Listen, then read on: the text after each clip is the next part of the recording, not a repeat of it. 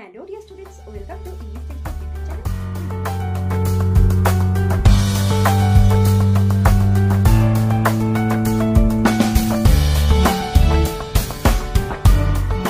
Hello dear students, welcome to English Textbook YouTube channel.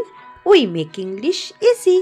আমি অশোকা চলে এসেছি আরও একবার তোমাদের জন্য একটি নতুন টপিক নিয়ে। তো চলো দেখে নাও আজকের টপিক। তো আজকে আলোচনা করব এবিটিএ টেস্ট পেপার 2025 এর পেজ নাম্বার 118 এর রাইটিং নিয়ে। তো দেখে নাও 118 এ যে 7 নম্বরে কি রাইটিংটা রয়েছে।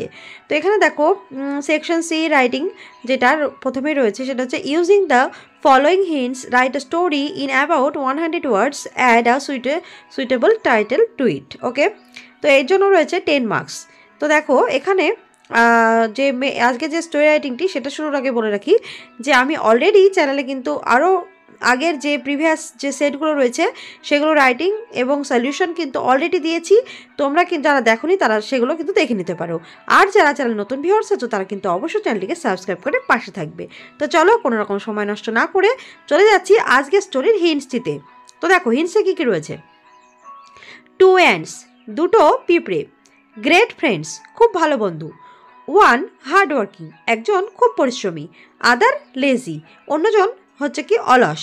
First advice second to work hard, প্রথমজন দ্বিতীয়জনকে এটা বলে অ্যাডভাইস দিচ্ছিল বা উপদেশ দিচ্ছিল যেন সেও যেন পরিশ্রম করে। সেকেন্ড পেইড নো হিড, দ্বিতীয়জন তার কথায় কোনো পাত্তা দিল না। রেইনি সিজন কামস, তারপরে বর্ষাকাল শুরু হয়ে গেল। সুগার গ্র্যানিউলস লোকেটেড, তারপরে সেখানে দেখা গেল চিনির দানা সেখানে ছিল।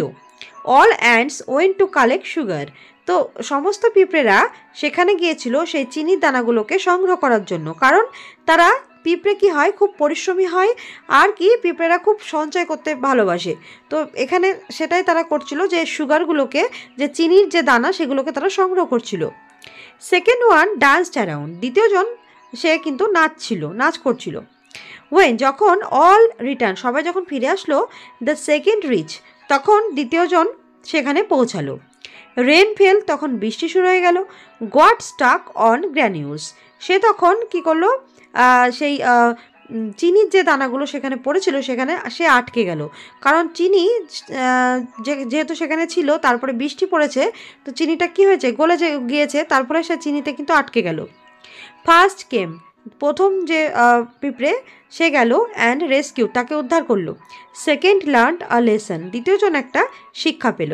সো এই হচ্ছে হিন্টস, এইগুলোকে ফলো করেই আমাদের আজকের স্টোরি। তো চলো শুরু করছি। ফার্স্টে যেটা তোমাদের কাজ সেটা হচ্ছে একটা তোমাদের টাইটেল দিতে হবে। তো দেখো আমি এখানে যে আমরা হিন্টসটা পড়লাম তার বেসিসে আমি দ্য লেজি অ্যান্ট এটা একটা দিয়েছি, দ্য অলস হচ্ছে পিঁপড়ে। তোমরা তোমাদের পছন্দ মতো কিন্তু দিতে পারো, 2 ants এরকম দিতে পারো। ওকে, তো যাই হোক তোমরা টাইটেলটা দিয়ে নেবে। দিয়ে নেওয়ার পরে এটাও দেখো কীভাবে শুরু করছি। ফার্স্টের লাইনটা দেখো, ওয়ান্স দেয়ার ওয়্যার 2 ants, একদা দুটো পিঁপড়ে ছিল। দে ওয়্যার বেস্ট ফ্রেন্ডস, তারা খুব ভালো বন্ধু ছিল বা প্রিয় বন্ধু ছিল দুজনের। 1 ant ওয়াজ হার্ড ওয়ার্কিং, একটা পিঁপড়ে ছিল পরিশ্রমী। বাট, কিন্তু the other ant was lazy, কিন্তু দ্বিতীয় পিঁপড়েটা ছিল খুবই অলস প্রকৃতির। নেক্সট দেখো পরের লাইনে লিখবে, the hardworking ant advised the lazy one two work hard, তো যে পরিশ্রমী পিঁপড়ে প্রথম পিঁপড়েটা দ্বিতীয় পিঁপড়েকে উপদেশ দিচ্ছিল এটা বলে যে সেও যেন কঠোর পরিশ্রম করে তার মতো। বাট, কিন্তু the lazy ant did not listen to his friend, কিন্তু সেই অলস পিঁপড়ে সে কিন্তু তার বন্ধুর কথা শুনতই না। তারপর দেখো কি হলো, সে তো শোনে না তার কথা। হোয়েন দ্য রেইনি সিজন কেম, এইবার কি হলো বৃষ্টির ঋতু চলে আসলো। তারপরে দেখো the ants found sugar granules, তো পিঁপড়েরা যেহেতু বৃষ্টির সময় তারা কি দেখলো বিভিন্ন জায়গায় চিনির যে চিনির দানা সেখানে তারা অনেক দেখতে পেল।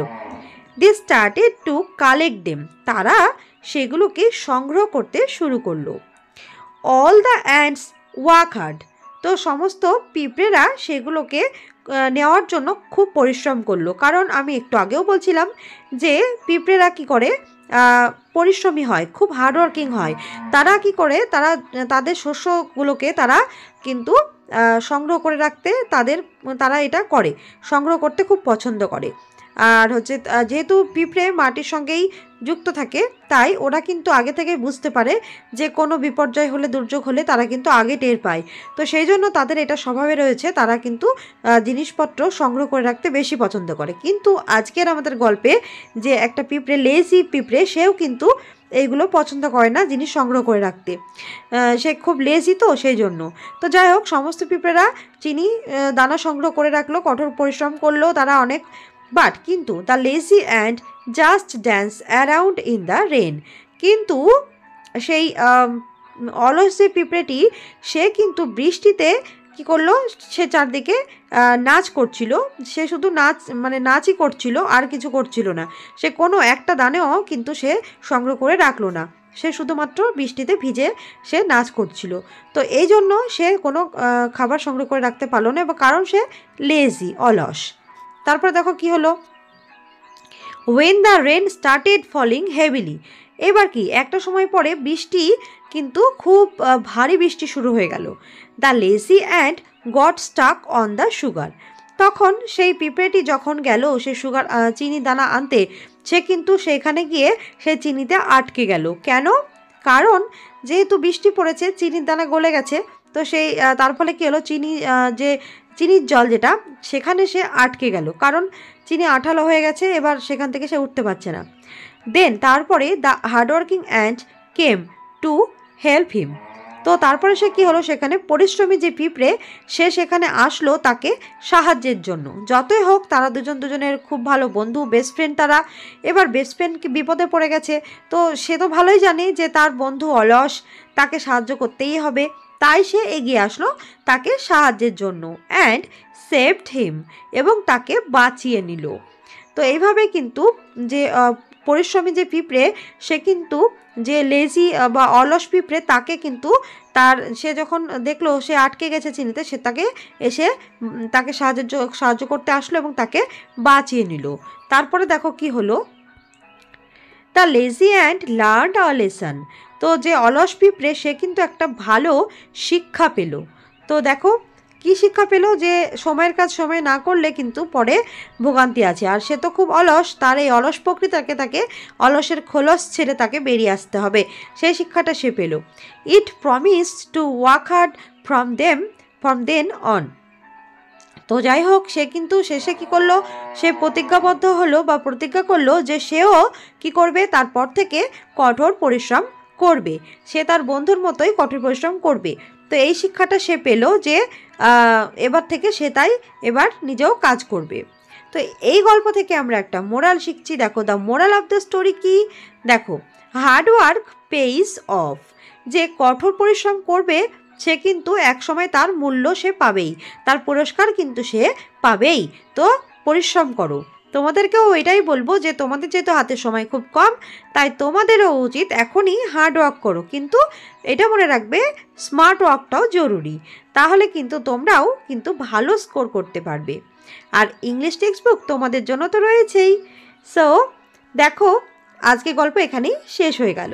So do like, comment, share and subscribe our channel English Textbook for more videos.